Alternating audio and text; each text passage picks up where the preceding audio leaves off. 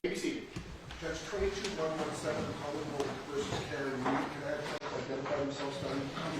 Good afternoon, Your Honor. Lauren Rebuttal. Morning, Your Honor. Good morning, Your Honor. Hank Brennan to the Commonwealth. Good morning, Your Honor. Al Jackson. Good morning, Your Honor. Elizabeth Little, also on behalf of Ms. Reed. Morning, Your Honor. Robert Alessi on behalf of Ms. Reed. Mr. Alessi. Good morning, Judge. Mr. Yannetti. Good morning, Mr. Regarding the third-party culprit argument the other day, Mr. Yannetti, I see you did file something late yesterday, so I got that. I'm just wondering if either the Commonwealth or the defendant want to be heard on that. The Commonwealth does.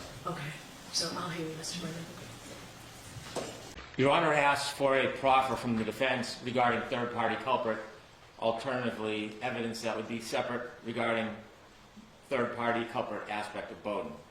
We received some information from the defense that does not distinguish whether their intention is that it applies to third-party culprit or whether it applies to a third-party culprit aspect of Bowden. Those concepts are logically and legally distinct.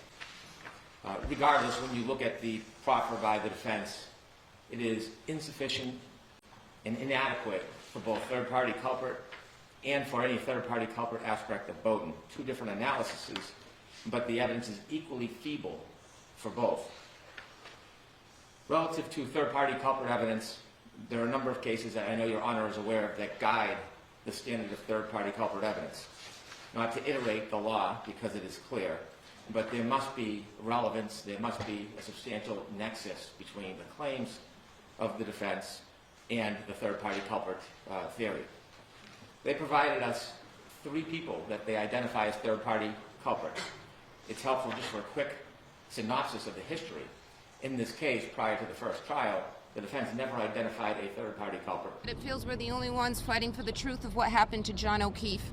And me and my family and my attorneys and my team have marshaled every resource to get to the truth. It just feels like no one else wants it. And Karen, just to be clear, you didn't do it. We know who did it, Steve. We know. And we know who spearheaded this cover-up. You all know. Yes, we do. And no, she didn't do it. No, she didn't do it. This is an innocent woman.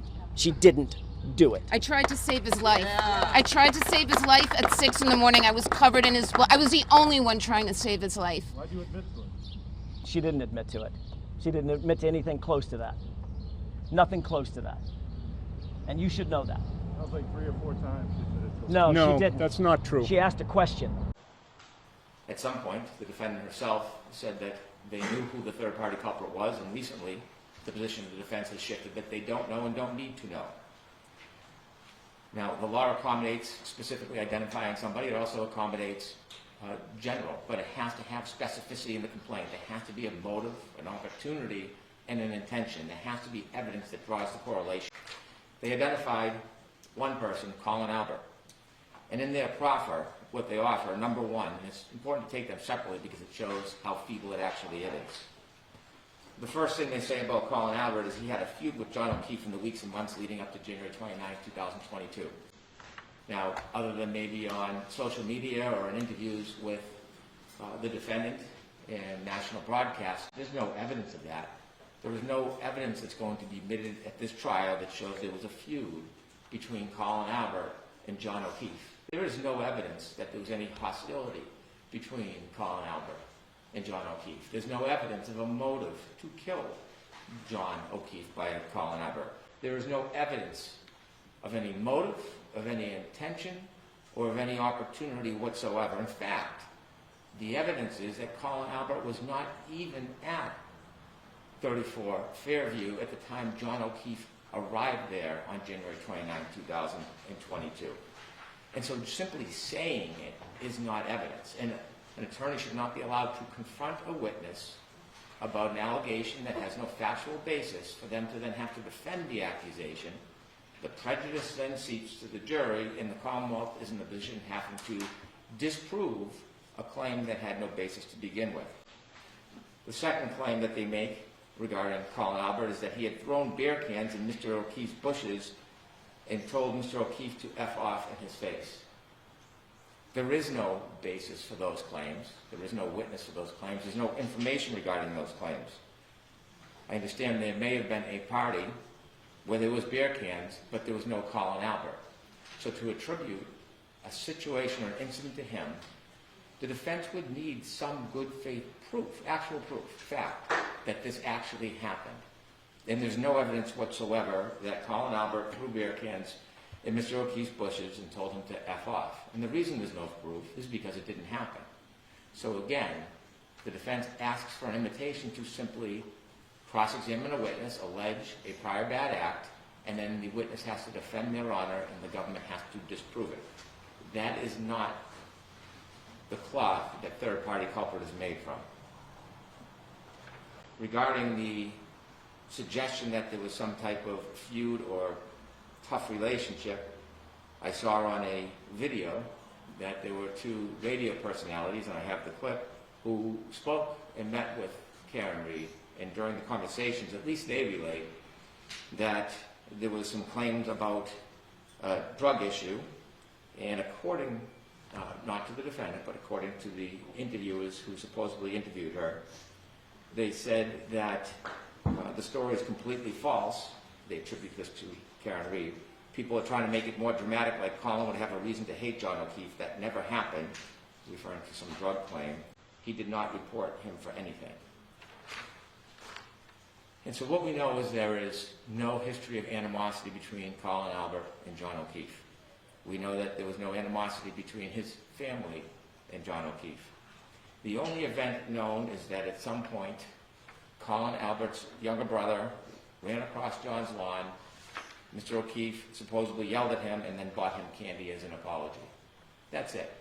So we have an alleged third-party culprit, a very strong claim, with no evidence. No motive, no opportunity, not even present at the time that this alleged collision occurred. And so in that absence of evidence, it's not even feasible. Colin Albert should not be brought to the stand, attacked with acts that didn't occur, that otherwise would have no admissibility. Really, it seemed to be a backdoor way to tarnish his reputation and then bind him with other people the defense would like to attack, to make a general suggestion that somehow this group of people are bad people. I know at the last trial, there was pictures of Colin Albert's knuckles that were scraped, and inevitably it turns out that picture, and I think the exhibits were introduced at trial, was taken much later. Pictures taken before that point show that Colin Albert's knuckles on the 9th and 11th of February weren't scraped at all. So because he had scraped knuckles, subsequently, because he may have done a video that some use would maybe do and threaten somebody else, not John O'Keefe, has nothing to do with this case whatsoever. It's an attempt to introduce alleged aggression or prior bad acts, but there's no bind whatsoever. The second person that the defense would like to identify as a third-party culprit is Brian Albert. And this is some of the gross generalizations that you see with Colin Albert. No specificity, but trying to assault his general character by generally suggesting things that may or may not be accurate in just telling part of the story. They claim he didn't have a good reputation among fellow police officers. No evidence. They claim it. And even if it was so, has nothing to do with this case. Known as a bully. So rumor clearly is not admissible in a criminal case. Had a history of sucker punching officers. We don't see any specificity. We don't see any evidence. We don't see any information. We just see a general attempt at a character assassination to portray him as somebody who is either capable or a bully. Nothing relative to John O'Keefe. Nothing. They suggest, and I'm not sure what the basis for this is, that he was drinking heavily that day when he went to a funeral with Mr. Higgins and another person. It is true that he was at the hillside around 9 o'clock and was drinking around 9 o'clock. So all of this information is just general inflammatory accusations about character. They say he was a trained boxer because when he worked out, he boxed and he was engaged in charity events, some dating back to 2003. By that standard, anybody in the neighborhood who has any self-defense training, mixed martial arts, or boxer would be on the target list. The fact that he is a police officer and that he is physically fit and that he trained to protect himself doesn't make him a third-party culprit. It is this general suggestion of strength and distorted into a hopefully perceived sense of violence that it has no root at all, no root. They went as far to say he was investigated by BPD for violent conduct, but they don't give any details. If they looked, they could go online, they could investigate potentially. There is no sustained findings that are known to the Commonwealth against Brian Albert in Internal Affairs, none whatsoever, ever. And so to make the suggestion he was investigated by BPD for violent conduct, they provide no fact. I'll say, even though it is off base entirely, it has nothing to do with John O'Keefe. They're trying to suggest that he has a propensity for violence.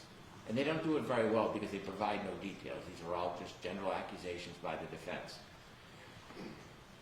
In fact, I would say it's not important or admissible. You can't bolster the good character of a witness, but to simply make suggestions of bad character is not any root or tethering to this case specifically. Instead of bad character, Brian Albert was a two-time recipient of the George Hanner Award, has many, many medals of honor from the Boston Police Department, but that is not the issue.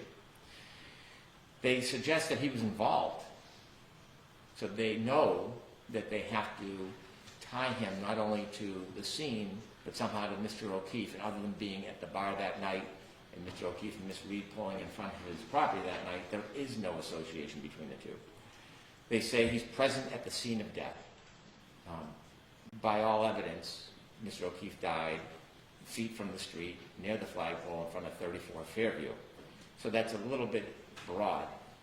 He wasn't present at the scene of the death. He wasn't there. And that happened out front, on the front yard near the flagpole, about 70 feet from his house.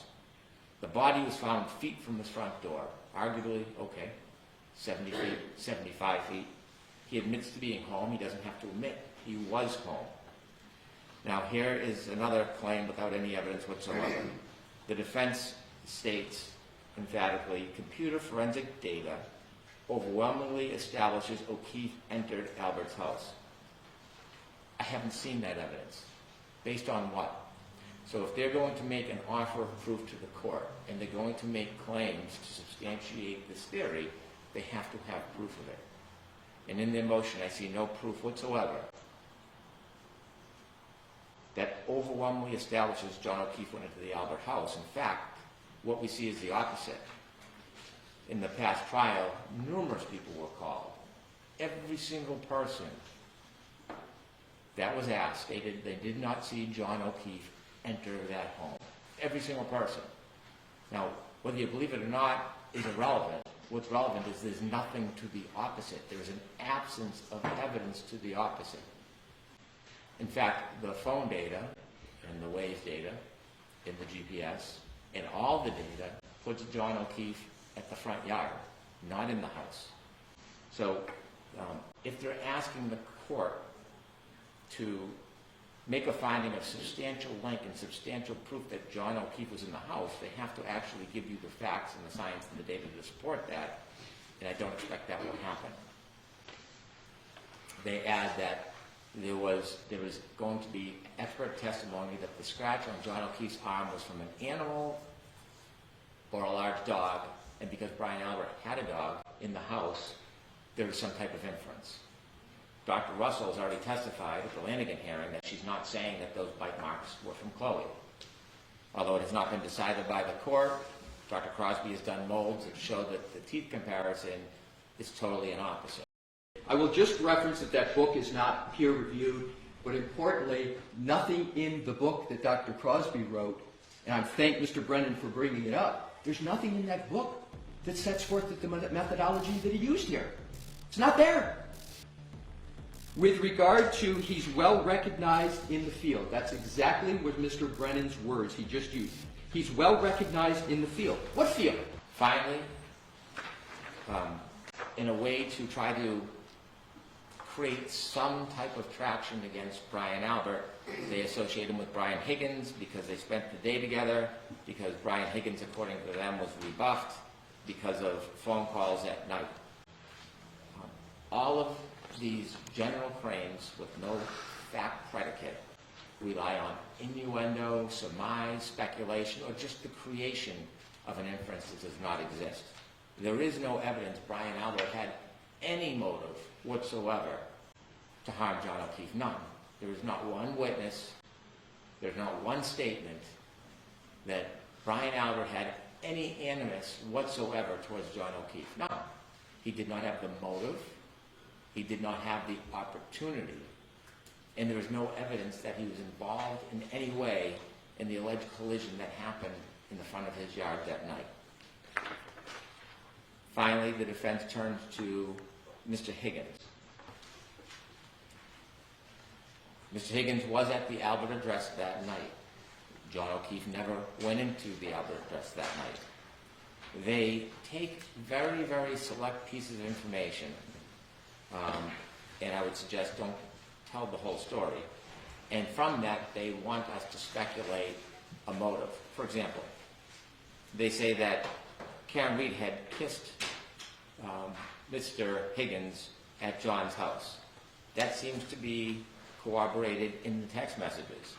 According to the text messages, Mr. Higgins essentially says that Miss Reed came up to him and planted a kiss on him. And there's quite a bit of text message exchange that you heard during trial about that interaction. And then at some point, Miss Reed went to Mr.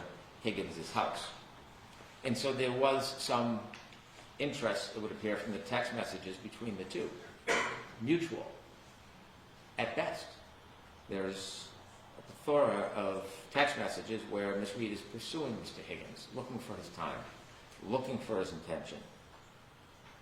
In one, she says, of basically begging him to come over. Do you like me? Come over to my house. There are text messages talking about Mr. Higgins not having enough time for her. So there is a flirtatious relationship between the two of them. What we don't see is that somehow that creates a motive for Mr. Higgins to want to hurt or kill John O'Keefe.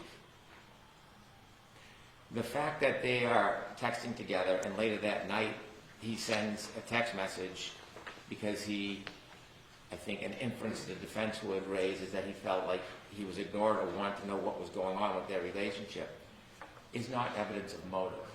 In all of these text messages, you never see any animosity towards John O'Keefe.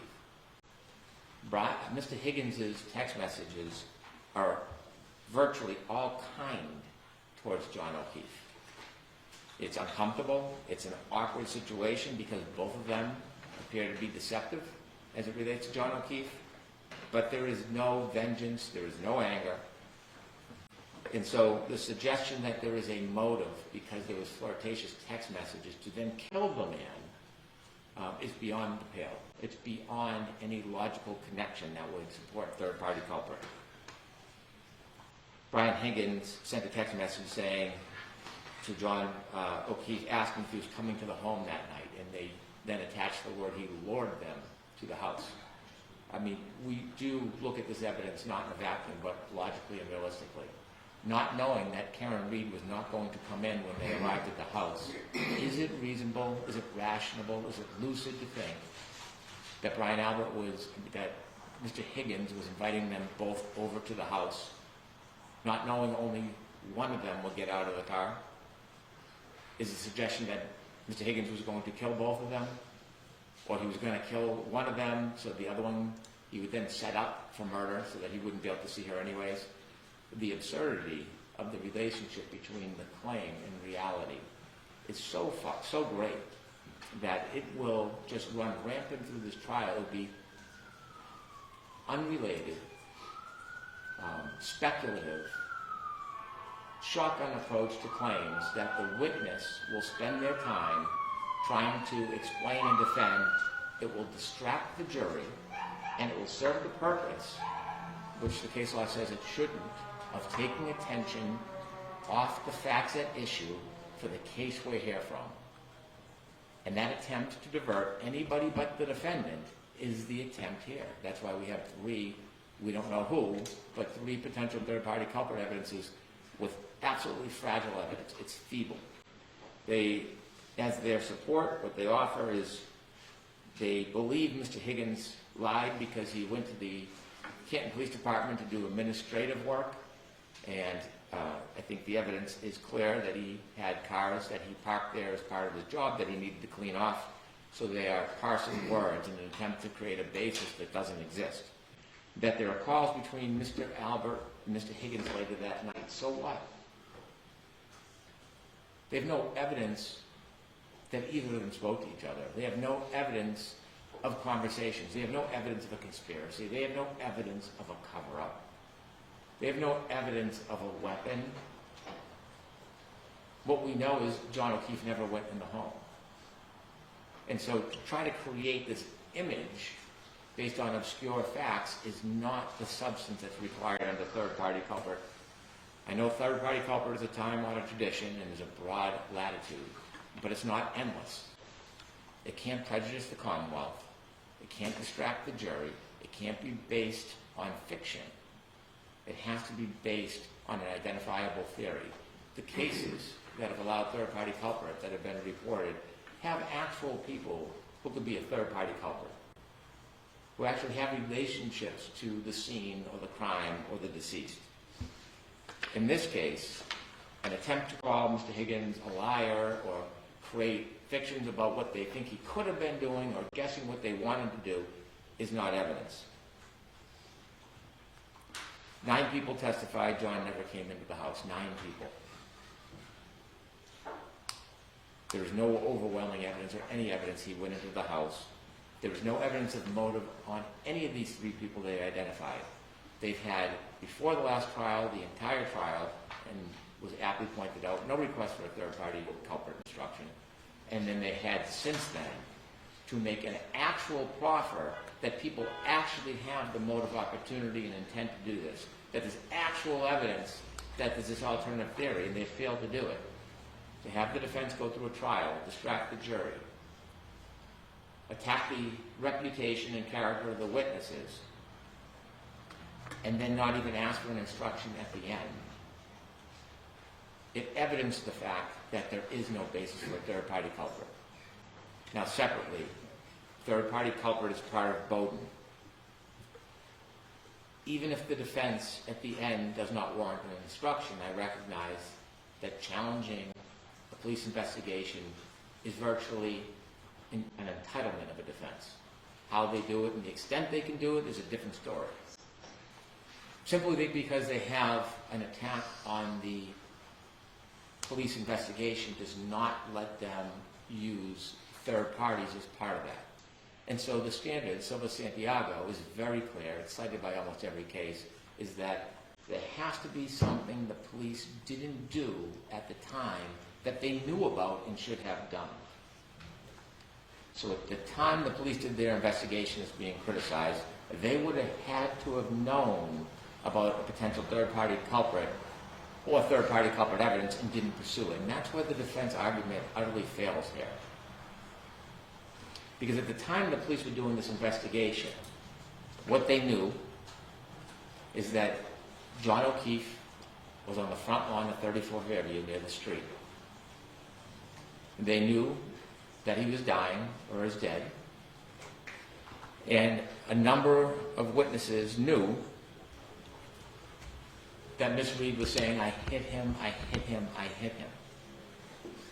A number of witnesses. Shortly thereafter, what the police knew is that Miss Reed's taillight was cracked.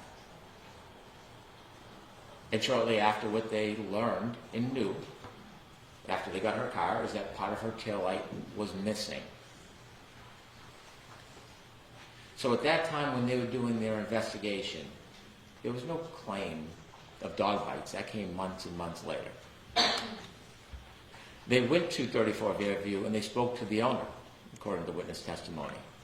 And everything seemed appropriate. Concerned, confused, no blood, no scratches, no cover-up, no turned over furniture. There was nothing that would have alerted the police officers that there was any road to follow other than the road they followed.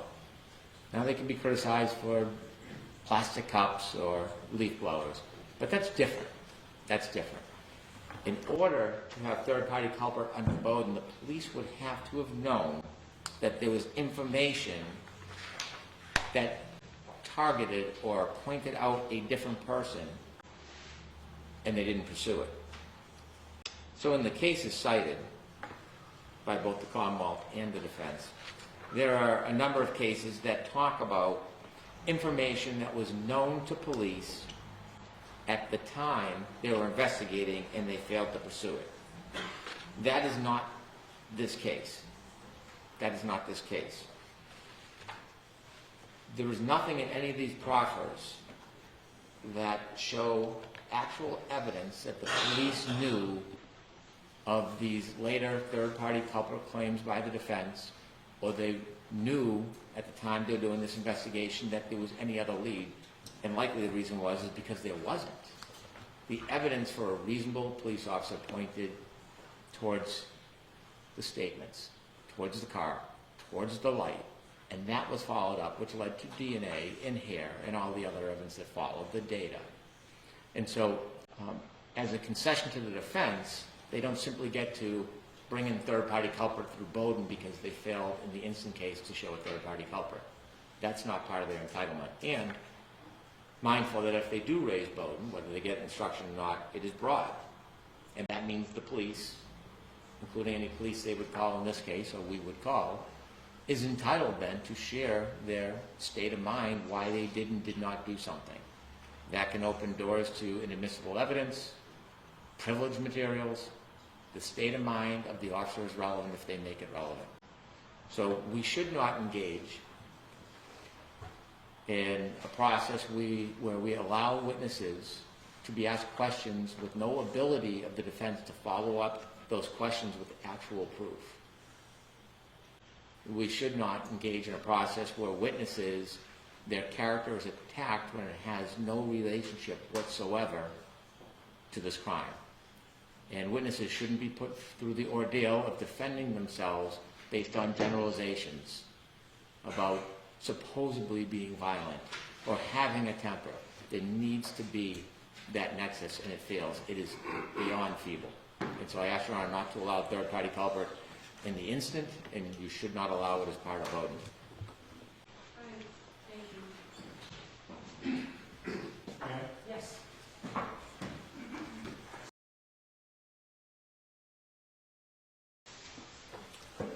Your Honor, the Commonwealth's motion raises three interconnected issues, not just two. I believe that two of those were conflated by the Commonwealth. I'd like to separate them out. The first issue is the introduction or admissibility of evidence relevant to show that somebody else harmed John O'Keefe.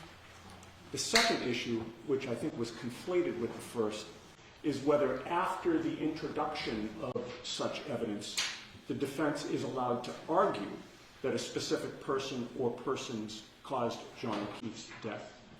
And then the third issue is whether the police properly investigated this matter in light of the information that they had or information they could have obtained or failed to follow up on to show that somebody else caused John O'Keefe's death. Regarding the first issue, which Mr. Brennan spent a lot of his argument on, there is ample evidence tending to show that somebody else caused John O'Keefe's death. In our opposition, we have cataloged the evidence against each of the potential third-party culprits that we named the last time we were in court. Each one of them had a motive and an opportunity to harm John O'Keefe. The investigators in this case had evidence that pointed to Brian Albert. Brian Albert is a violent man. He was not only a boxer who punched people in the ring, he was also a violent drunk who sucker punched other police officers. Those police officers are on our witness list.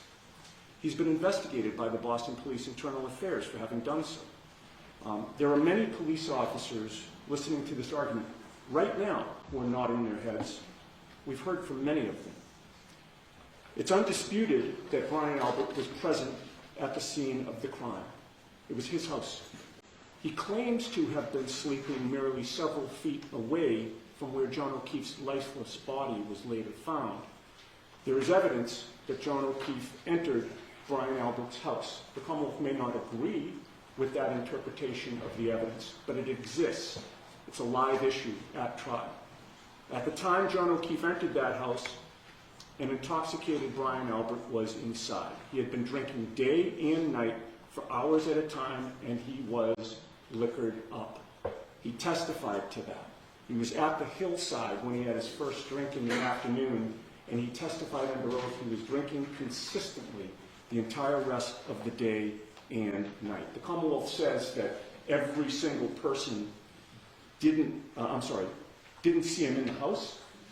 Those same witnesses that the Commonwealth points to, every single one of them also did not see him on the front yard, where Mr. Brennan claims that he was at the relevant time period. That day and night, Brian Albert was attached at the hip to his close friend, Brian Higgins. This was the night that, after having carried on a flirtation with Ms. Reed while she was dating Mr. O'Keefe, Brian Higgins was confronted with Ms. Reed and Mr. O'Keefe together. In the words of one eyewitness, Ms. Reed and Mr. O'Keefe appeared to be lovey-dovey that night. Higgins had expressed his interest, but it went nowhere. And it went nowhere because prior to January 28th of 2022, Ms. Reed had rebuffed him, essentially ghosted him. She stopped returning his messages. Brian Higgins was liquored up that night as well. They're both very large men.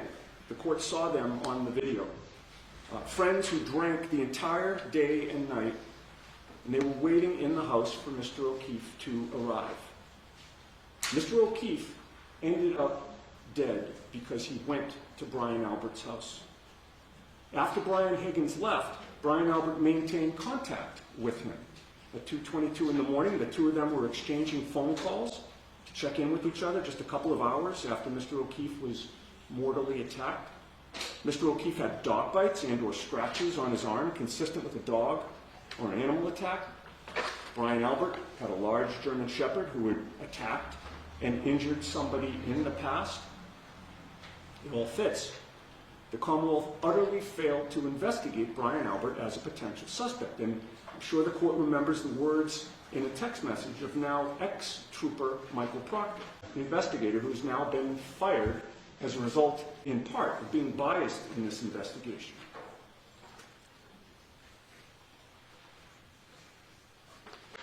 I would point out also that when Mr. O'Keefe was in the house, both Brian Albert and Brian Higgins were unaccounted for, according to the testimony. With regard to Michael Proctor's words, he was asked specifically if the homeowner would catch any grief for having a deceased person on his front yard, and Michael Proctor said, nope, the homeowner is a Boston cop too. The message was clear. If you're a suspect, you get fully investigated unless you're on the right side of the blue wall. If you're a police officer, you get a pass.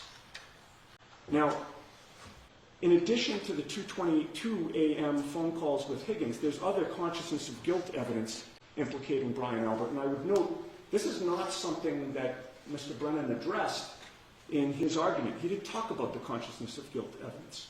Despite a massive police presence on his front yard, just feet from his bedroom, Brian Albert never came out to speak with investigators. And it's worth noting, it's worth stressing, that Brian Albert was a first responder. He chose to ignore his duty to help somebody in need and instead stayed in his bedroom.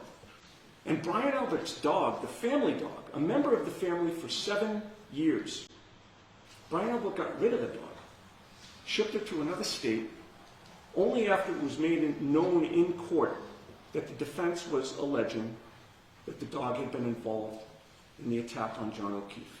We showed photos of John O'Keefe's arm in a public hearing where it was clear to any unbiased observer that Mr. O'Keefe suffered those particular wounds from a dog or animal attack. Brian Albert responds to that allegation by essentially divorcing his family from their beloved dog, whom they had had for 7 years and certainly considered to be a member of the family. In the aftermath of John O'Keefe's death, Brian Albert went so far as to send that family member to another state. That's enough evidence to point to Brian Albert as a potential third-party culprit in this case. It's evidence that he had the motive, intent, and opportunity to hurt John O'Keefe. Brian Higgins is another potential third-party culprit. Like Brian Albert, Brian Higgins was present at the scene of the crime. He was there at the relevant time, in the house, again, unaccounted for, at the same time John O'Keefe would have been there. Brian Albert had cause to back up his friend, but it was Higgins himself who was the one who had been flirting with Ms. Reed in the weeks leading up to January 29th. He testified that she kissed him goodbye after they had watched an NFL playoff game at a get-together not long before January 29th. He testified that she had visited him at his apartment after that, but he acknowledged that their text exchange and all contact between them ended, and Ms. Reed was the one to end the contact. She stopped responding to him. She no longer gave him any attention. So we come to January 28th. Brian Higgins sees Ms. Reed in person, but she's not alone. She's instead with Mr. O'Keefe. Ms. Reed and Mr. O'Keefe are affectionate with each other that night, and Higgins is there to see it, as is Brian Albert. There's evidence that Mr. Higgins wants Mr. O'Keefe to come to the Alberts' house that night. In fact, he appears fixated on making sure that Mr. O'Keefe went there. In the waterfall video, Your Honor, you will see that Higgins motions to Mr. O'Keefe when they're leaving. And Higgins even texts him directly after that to make sure that he was coming. Then Higgins goes to the Albert home. John O'Keefe goes inside. Higgins is there waiting for him, with both the motive and now the opportunity to hurt John O'Keefe.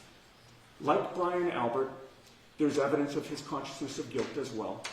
After a long day of driving and drinking, Higgins leaves Brian Albert's residence, does not go home. Instead, he goes to the Canton Police in the early morning hours. He initially claims he went there to do administrative work. He changed that testimony at trial to him going there to move a vehicle. But he's always maintained, including in the first trial, that he never called anyone. We've learned since that trial that Higgins is at the station on video making a phone call. So I suppose the question is, why did he lie about that? The jury in this trial should be entitled to consider the answer to that question. And of course, the police never investigated who he was calling or what he said or who was calling him. Then he goes home and he still stays up. And at 2:22 in the morning, he's speaking by phone with Brian Albert. And he claims that they didn't, but the phone records don't lie. And this notion that these two men are somehow able to butt dial and butt answer each other is just ridiculous. And there's more consciousness of guilt evidence with regard to Higgins. When he realizes that investigators might be interested in the contents of his phone to see what evidence might be on it, he demonstrates consciousness of guilt by getting rid of his SIM card and the phone itself.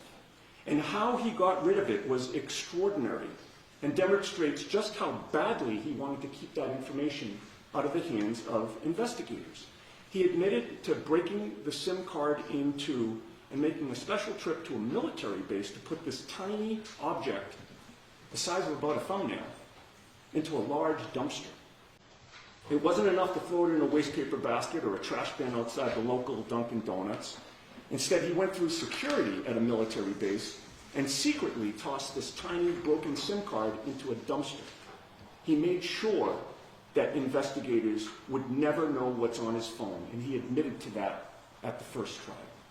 And of course, the investigators in this case, including the lead investigator, former trooper Michael Proctor, never showed any interest in Higgins' phone. Higgins nonetheless accomplished his goal of keeping the contents of the phone out of the hands of the defense in this case. That's powerful evidence of motive, intent, opportunity, and consciousness of guilt of Brian Higgins. As Mr. Brennan acknowledges, all doubt should be resolved in favor of the admission of third-party culprit evidence, linking him to the harm caused to John O'Keefe. And finally, Colin Albert is a potential suspect. He had been in a feud with John O'Keefe. He'd thrown beer cans in his bushes, told him to F off. We have a good faith basis to claim that. This is the same Colin Albert who testified under oath he had never been in a fight in his life, yet there are videos of him clearly desperate to beat up others. The same Colin Albert who had scraped up knuckles just a few weeks after John O'Keefe's death. Those knuckles looked consistent with an attack on somebody. The photographs that Mr. Brennan references that were allegedly before that photo had no metadata. We can't confirm when those were taken. Mr. Brennan wants us to just accept the testimony that they were taken before the scraped up knuckles photo. We don't buy it. We don't think a jury will buy it. When John O'Keefe was found, he had 2 black eyes looking like he had been punched in the face.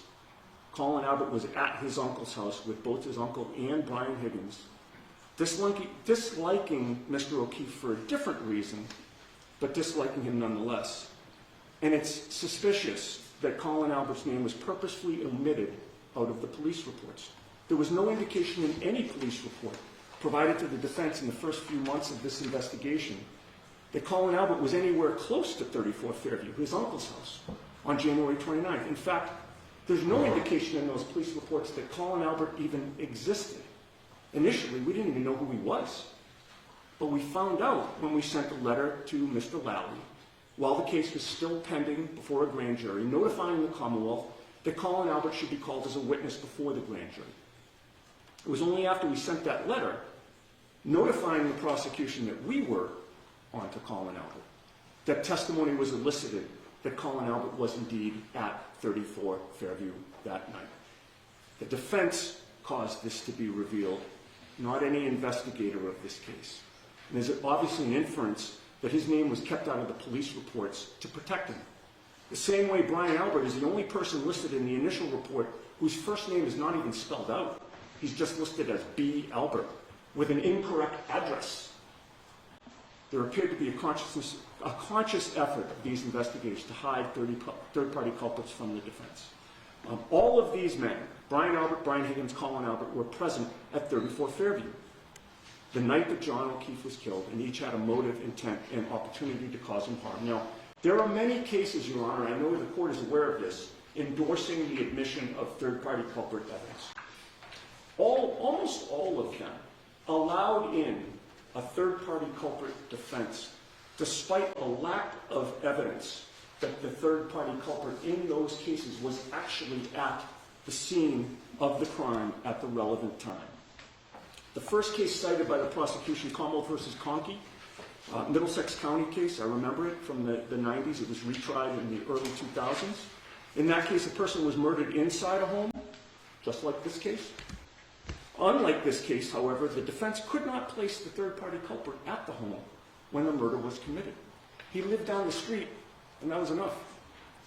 Here we have hard evidence, irrefutable evidence, that the 3 potential third-party culprits were present exactly when the murder was committed.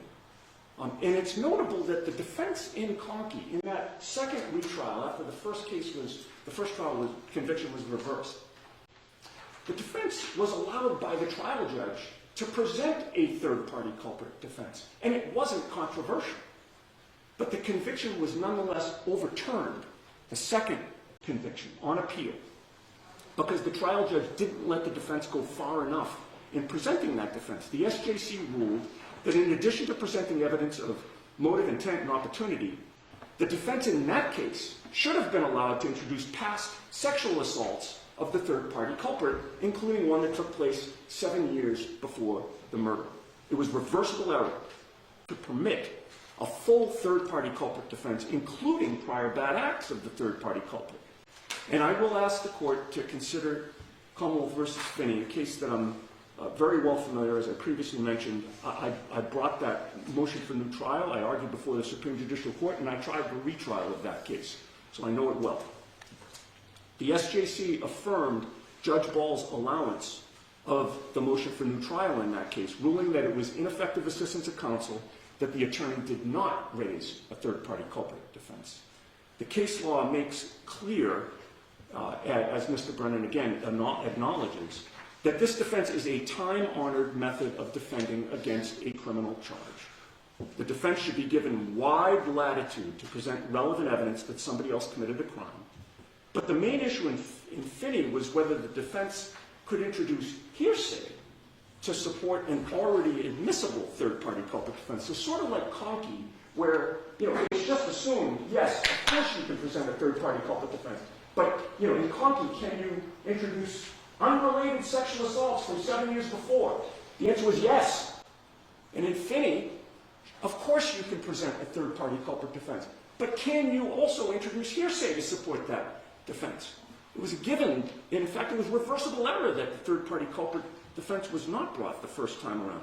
Mr. Brennan talks about, well, you can't do this if it prejudices the Commonwealth. That's crazy. Every single time you introduce a third-party culprit defense, you are prejudicing the Commonwealth by definition. You're not going along with their theory of the case. Mr. Brennan's aggrieved that we would deign to present this defense.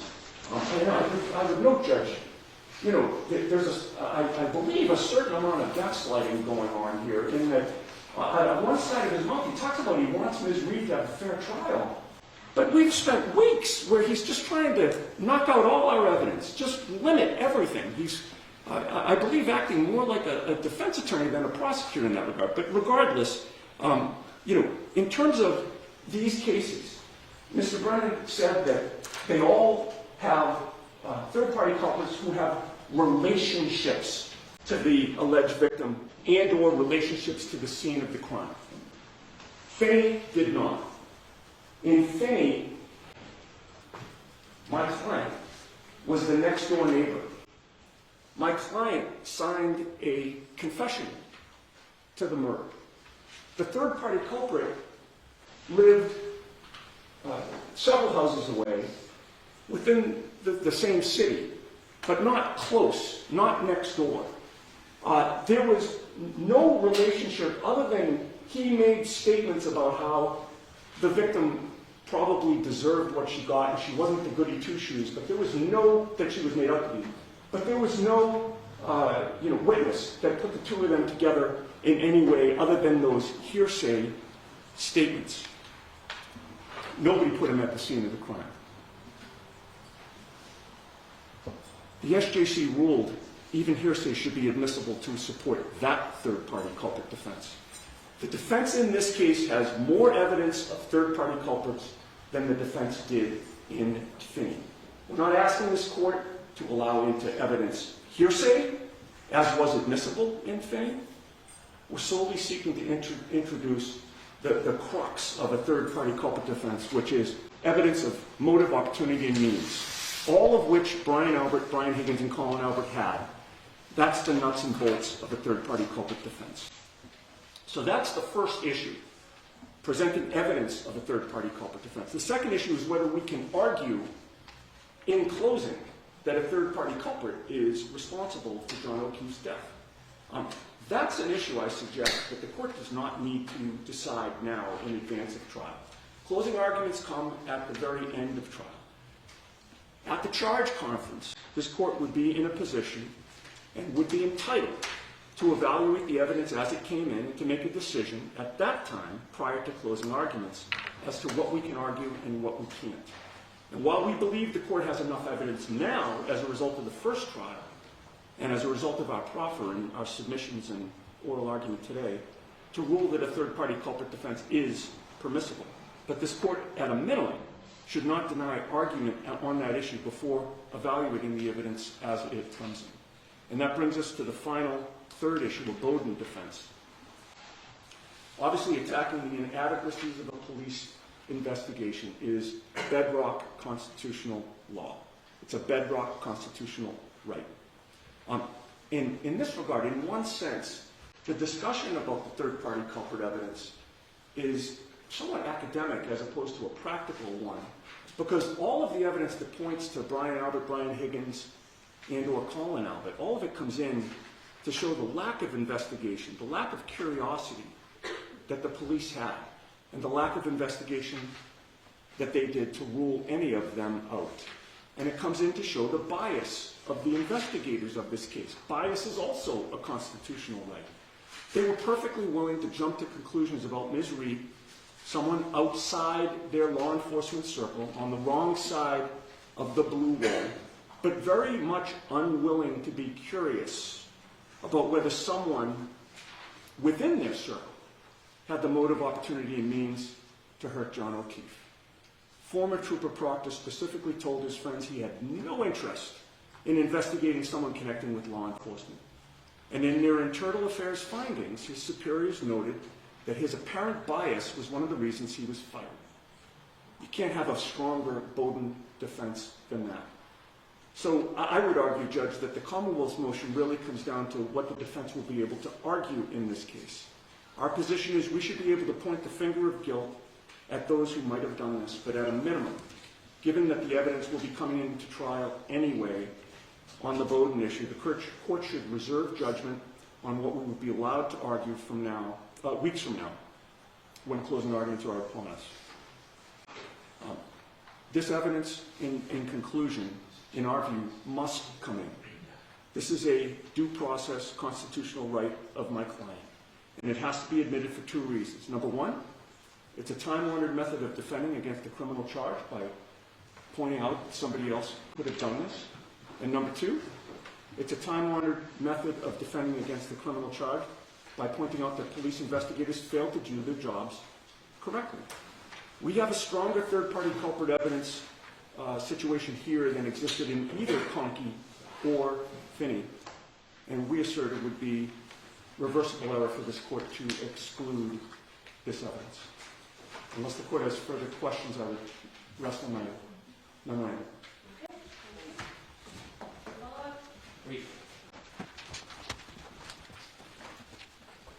I'm going to choose to focus on case law and the facts that aren't presented by the defense. We see in their motion there's a grand claim that there's extraordinary evidence that John O'Keefe went into 34 Fairview that night. That is critical because there is no basis to accuse somebody of murdering another person if they don't have the opportunity. In other cases, a third-party culprit is not necessarily found at the scene, even in Finney. It's more than just a couple derogatory words in Finney, as counsel knows. There was a neighbor who had an axe or a club. He was seen with blood, went home, washed his clothes, wholly irregular, and because of this irregularity and the timing, he was then asked by his then wife about the victim, and he made a number of derogatory comments about her, showing ill will, evidencing, tangentially, motive. And so no, a third party does not necessarily have to be at the scene at the time the police investigate, but they have to be with the deceased if they caused the death. It's obvious. And so we didn't hear any extraordinary evidence, none. We didn't hear kind of good evidence. We didn't hear any evidence. We just have the bald assertion that the data forensic evidence will show that he was in the house. It didn't. It doesn't. They don't have a proffer. So there is no opportunity to murder John O'Keefe when all the evidence points to him dying on the front lawn from an alleged collision. The defense's effort to tell a story, take a couple of facts, someone's a boxer, they drank alcohol, and convert it into a story, is how they will try to portray these unsubstantiated facts at trial. They'll tell a story. It will divert the jury's attention. So they're not entitled to it. They're not entitled to it. Time-honored tradition, yes, but there are limitations. Silva Santiago was very clear about the limitations.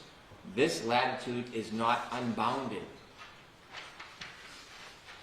Each of these limitations recognizes the admission of feeble third-party culprit evidence poses a risk of unfair prejudice to the Commonwealth.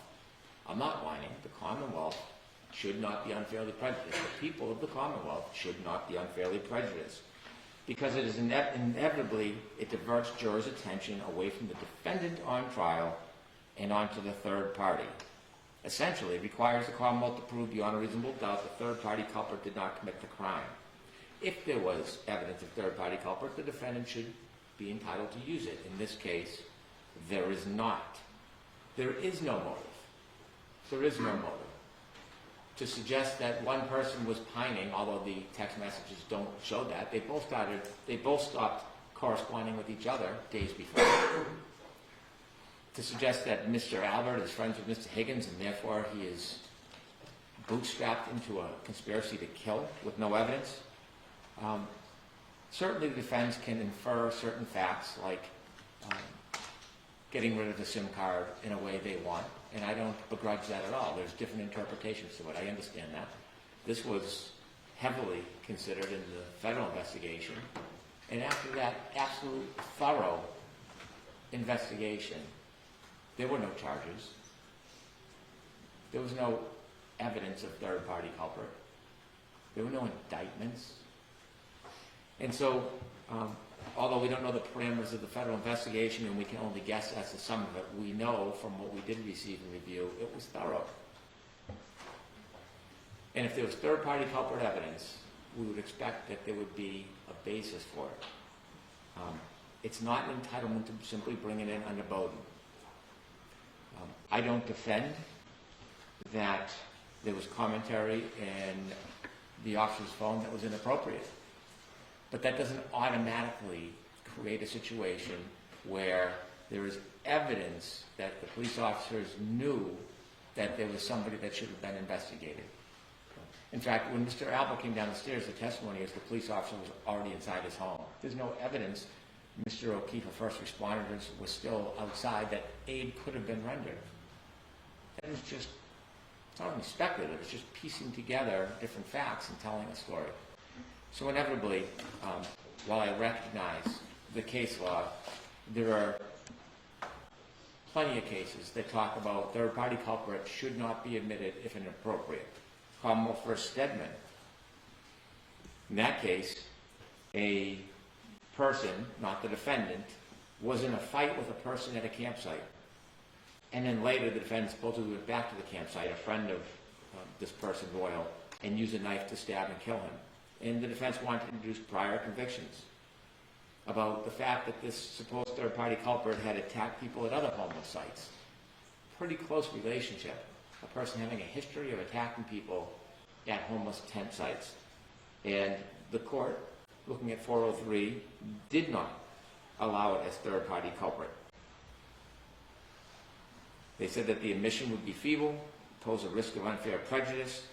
In that case, there was third-party culprit admitted pursuant to Bowden in a very different way. Commonwealth v. Moore.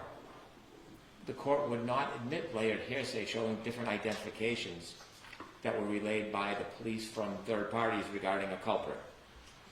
They said that the hearsay was uncertain, the source is unreliable, and it was inadmissible as third-party culprit. So it is not an entitlement to be third-party culprit. Commonwealth v. Buckman, 461 Mass. 2011. The defendant was charged with murdering his wife. When they received a report from one of the defendant's friends, the defendant was softly tied to a pole to look like he had been kidnapped. Inevitably, the police determined that he had help or tied himself as a ruse. And this person, the helper, his friend, had connections to gambling, was there, and when the police couldn't find the body, he knew exactly where the body was. That case is far stronger than many. And in that case, no motive, no intent, and they did not let a third-party culprit defense go forward.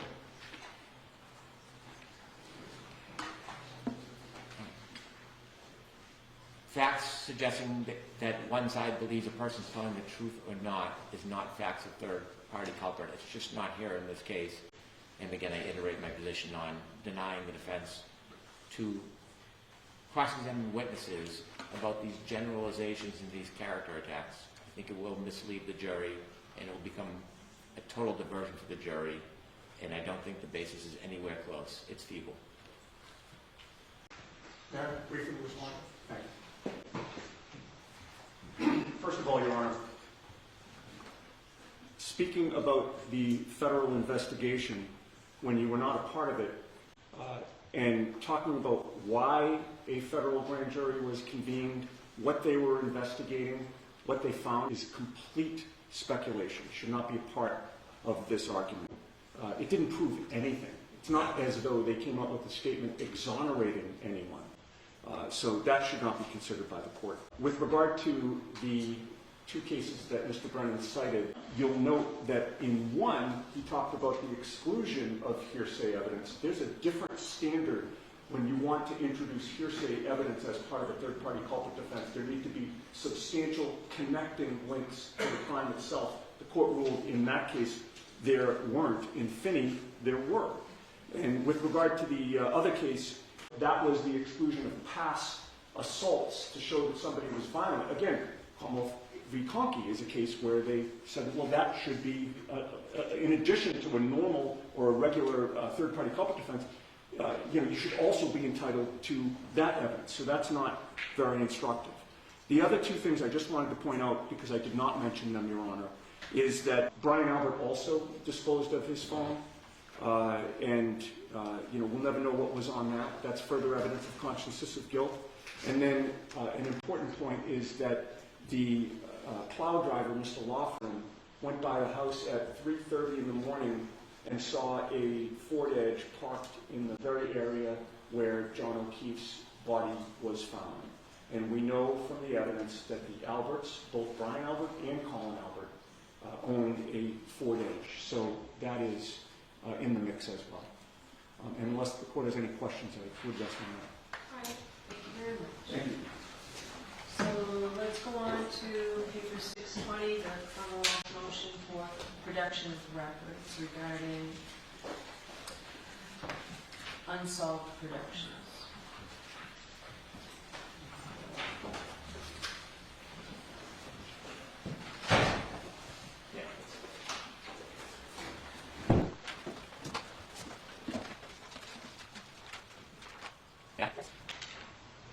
Your Honor, the Commonwealth filed a Rule 17 motion for records from unsolved productions.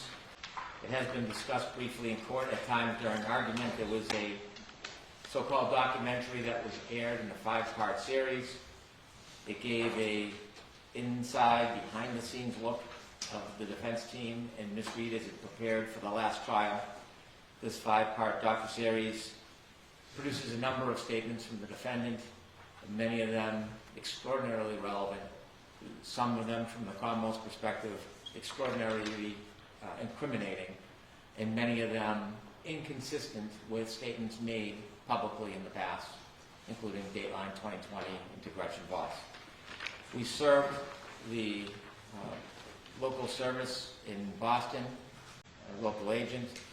The record holder is the producer of the series, and they have been notified. If the court allows this motion, I expect they will provide the information to us by the end of the week. I understand there is probably over 200 hours of recorded interviews, and we expect to use a number of those statements at trial. They are statements to the defendant, they're admissible substantively, they're admissible as admissions, and they're admissible to show contradictions with other statements. And so they are material and relevant. I understand the time frame. We haven't had the privilege of seeing them. The defense was there for a part or most of it, but we will use the time we can to sift through it. We're not looking for a continuance or additional time to look at the materials. We'll look at them as we prepare for trial. And so I'm asking you to grant this. It clearly makes the Rule 17 standard material, relevant. We don't have access to these before trial. We won't be able to prepare for them if we get them pursuant to a trial subpoena. They've been properly subpoenaed, and they are forthcoming with a court order. There's no one here from Unsolved Productions opposed to this today. There is not. Does defense want to be heard at all? Your Honor, we're unaware of the communications back and forth between the Commonwealth and the production company, so we've not been privy to that. This is the first we're hearing of any communications that they've had with the production company. I think that obviously, in an abundance of caution, they should be given an opportunity to oppose if they wish. Nothing official has been filed one way or the other. So we're not in a position to argue on their behalf, for sure. All right. Commonwealth's motion to compel communications between the defendant and the attorney, still within the defendant's self-protection.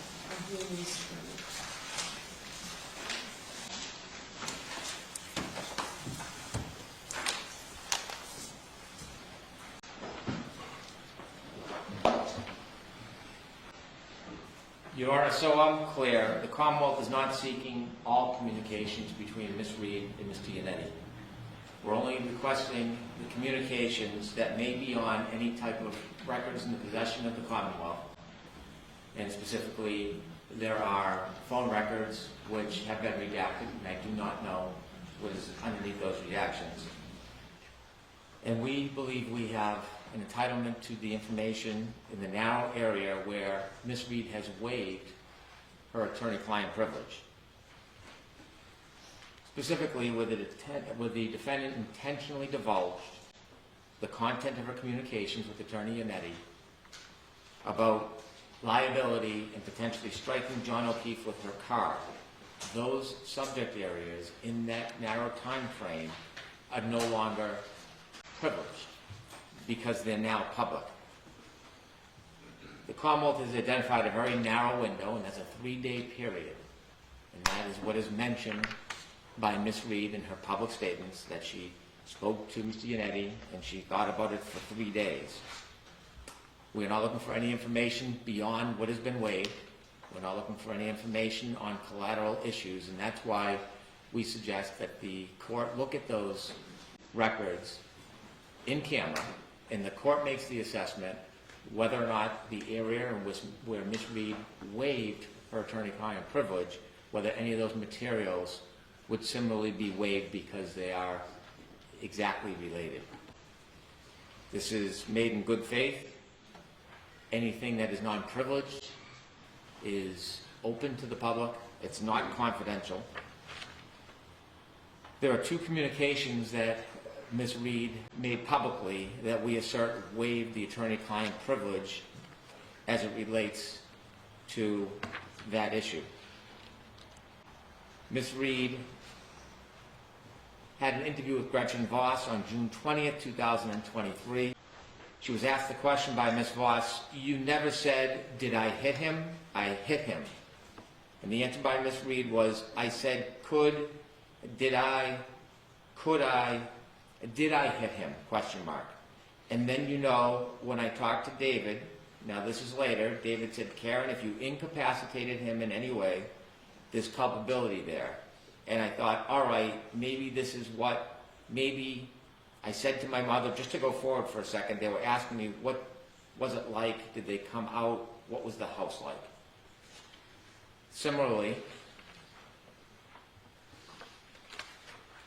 in the documentary series, Ms. Reed is video and audio taped, and it was presented on television, that she said, "And then when I hired David Yannetti, I asked him those questions the night of January 29th, like, David, what if, I don't know, what if I ran his foot over, or what if I clipped him in the knee, and he passed out or went to care for himself, and he threw up or passed out?" And David said, "Yeah, then you have some element of culpability." So that's how I thought about it for about 3 days. And so that is where I get the time period regarding these relevant statements, admissions by the defendant about her state of mind and her interaction with John O'Keefe and her vehicle. These statements were made during conversations that are obviously no longer protected or private or privileged. They're no longer confidential because they've been intentionally disseminated to the public. And so the defendant has voluntarily waived that privilege as to these communications in this subject area in that time period. And the key, Your Honor, is that it is the defendant herself who made the communications confidential. Even if it was inadvertent or overheard, it would still waive the privilege. This is entirely different. There can be no doubt that there was an intention to pierce that attorney-client privilege for whatever benefit the defense thought it gained them. This was intentional. It wasn't secretive. It wasn't overheard. It was a exacting and purposeful engagement. So we ask you to review the cell phone extraction, any texts or emails that may be on those extractions, and relative to that short window, relative to this specific area, anything that is waived that is no longer confidential, we believe we're entitled to. It obviously would be relevant if it's narrowly related to these statements, and we would use that at trial. Thank you. Whose argument is being made? I am, Your Honor.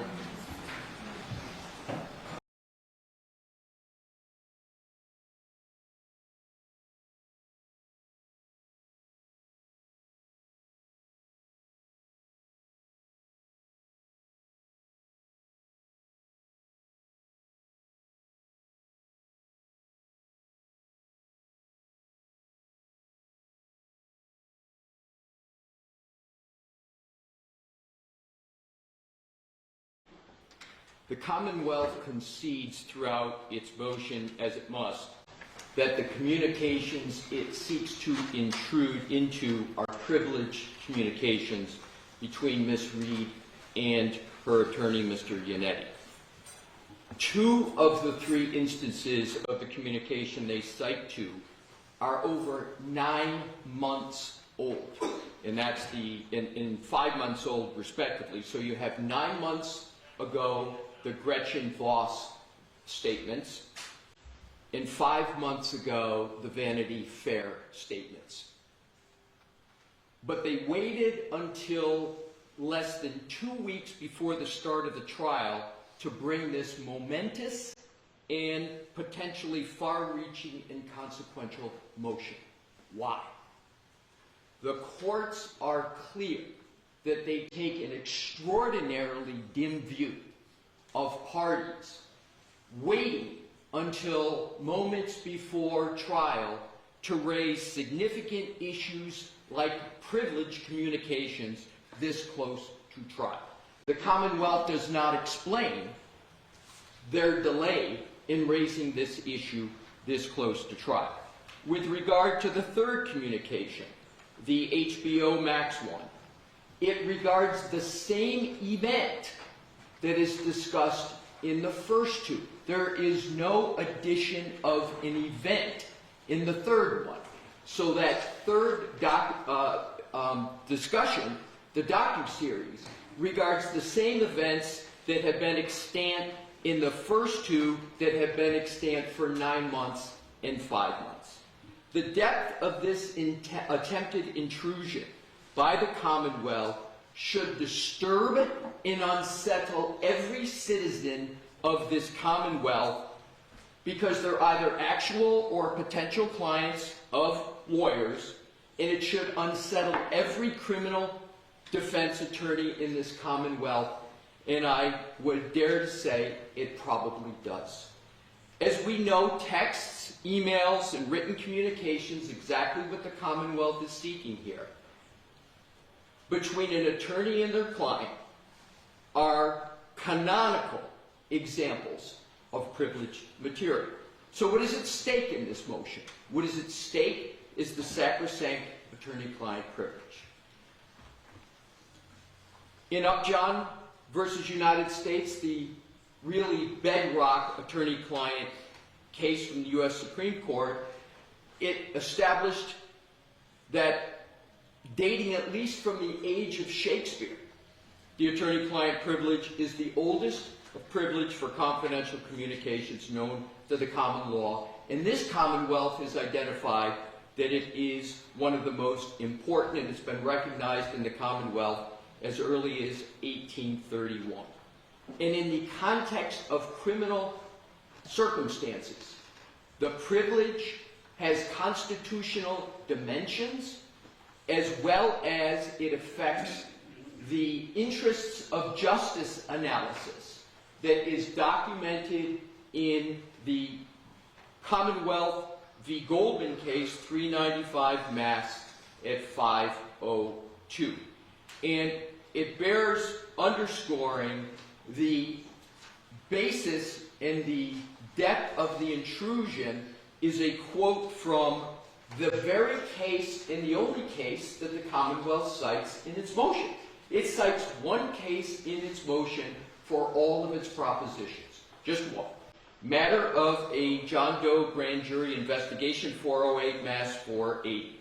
In the case at 485 states, as we have indicated, extraordinarily high value must be placed on the right of every citizen to obtain the thoughtful advice of a fully informed attorney concerning legal matters.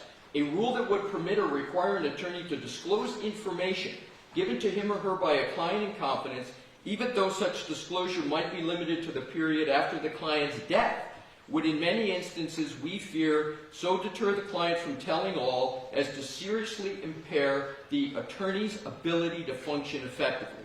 We think that the potential is inconsistent with the traditional value our society has assigned, here's a key point, in the interests of justice, and that's the rooting of the interest of justice analysis, to the right to counsel and to an effective attorney-client relationship. Therefore, except where mandated by constitutional considerations, and it cites C. Commonwealth v. Goldman, Super 395 Mass at 502, which are not a factor in this case, nor are they a factor in not a factor in that case, we conclude that the attorney-client privilege should not yield either before or after the client's death to society's interest as legitimate as we recognize that interest in obtaining every man's evidence. So the case the Commonwealth cites supports the protection of the attorney-client privilege. With that law jurisprudential predicate in mind, I now turn to the statements at issue here and their import to that analysis. You know what, Mr. Leslie, I'm going to stop you. I understand the Commonwealth's argument regarding waiver. I understand that the request is narrowly tailored. I'm not going to give you this information, Mr. Brennan. I don't even think it's appropriate for me to ask, so your motion is denied. Thank you, Your Honor.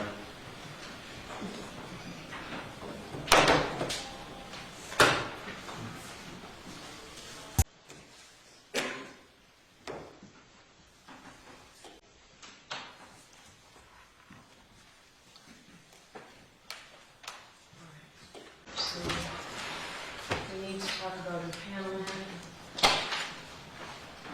The parties need 5 minutes.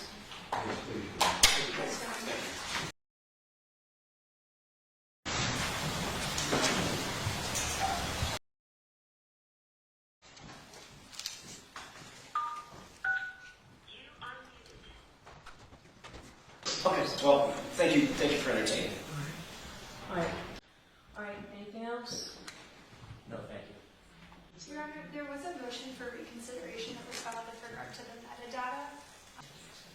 Thank you. All right, anything else? Not from this All issue. right, we'll see you on Tuesday. Court, all rise, please.